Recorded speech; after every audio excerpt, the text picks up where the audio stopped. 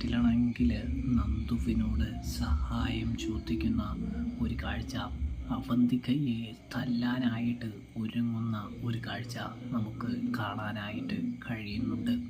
അപ്പോൾ ഇന്നത്തെ കഥയിലെ ചുരുക്കം തന്നെ നോക്കുകയാണെങ്കിൽ, അവന്തികയുടെ മേൽ സംശയം തോന്നിത്തുടങ്ങുന്ന അനിയാണെങ്കിൽ അവന്തികയോട് ചോദിക്കുന്നുണ്ട്, നിന്റെ സ്വഭാവം നിന്റെ ഏട്ടൻ്റെ മാതിരി ആയിരുന്നല്ലോ, പെട്ടെന്ന് എങ്ങനെയാണ് അതിൽ മാറ്റം വന്നത്?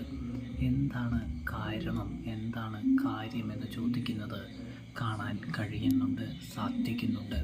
നിന്റെ ഏട്ടനെ പോലെ കാപട്യം നിറഞ്ഞതാണ് നിൻ്റെയും കഥ.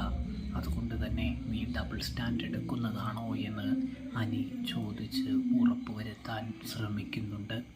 ഇതേ സമയം എൻ്റെ പൊന്നനിയേട്ട, എനിക്ക് അനിയേട്ടന് ഒരുപാട് ഇഷ്ടമാണ്. അനിയേട്ടൻ്റെ കൂടെ ജീവിക്കണമെന്ന ആഗ്രഹവുമുണ്ട്. പിന്നെ അനിയേട്ടൻ എന്തിനാണ് ഇങ്ങനെ എന്നെ വേദനിപ്പിക്കുന്നത് എന്ന് ചോദിക്കുന്നു. എനിക്ക് ഒറ്റ സൈഡേ ഉള്ളൂ, അത് അനിയേട്ടൻ്റെ സൈഡാണെന്ന് അവന്തിക തുറന്നു പറയുകയാണ്. ഇവിടെയാണെങ്കിൽ നന്ദുവിനോട് സഹായം ചോദിക്കുന്നു നമ്മുടെ അനി.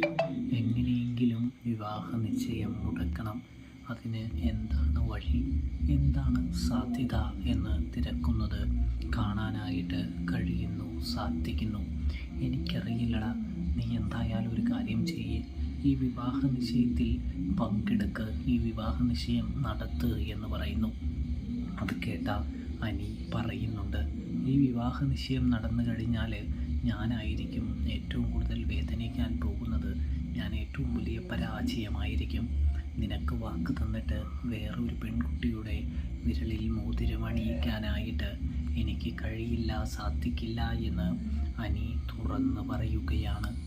ഇതേ സമയം മുത്തശ്ശനെ വിഷമിപ്പിക്കാനായിട്ട് കഴിയില്ല, എൻ്റെ കയ്യിൽ വേറെ ആശയമില്ല, ഉപാധിയുമില്ല, വഴിയുമില്ല. നീ അവന്തികയെ എൻഗേജ്മെൻറ്റ്, വിവാഹ നിശ്ചയം നടത്തുക എന്ന് പറയുന്നു. ഇതിനിടയിലാണെങ്കിൽ നമ്മുടെ നന്ദുവിനും കൂടി ഒരു വിവാഹാലോചന കണ്ടു കിട്ടിയാൽ മതി, നന്ദുവിനും നല്ലൊരു പയ്യനെ കിട്ടിയാൽ മതി എന്ന് നമ്മുടെ കനക പറയുമ്പോൾ, നോക്കിയിരുന്നോ, ഇനി തനിക്ക് വിവാഹമേ വേണ്ട എന്ന് നന്ദു അവരുടെ മുൻപിൽ പറയുമ്പോൾ, എന്തുകൊണ്ട് വേണ്ട, എന്ത് കാരണത്താലാണ് വിവാഹം വേണ്ടാത്തത് എന്ന് ചോദിക്കുന്നത് കാണാനായിട്ട് കഴിയുന്നുണ്ട്, സാധിക്കുന്നുണ്ട്. എനിക്ക് വിവാഹം വേണ്ട എന്ന് പറഞ്ഞാൽ വേണ്ട, അത്ര തന്നെ. എനിക്കതിനോട് താല്പര്യവുമില്ല, ഒരു ഇഷ്ടവുമില്ല.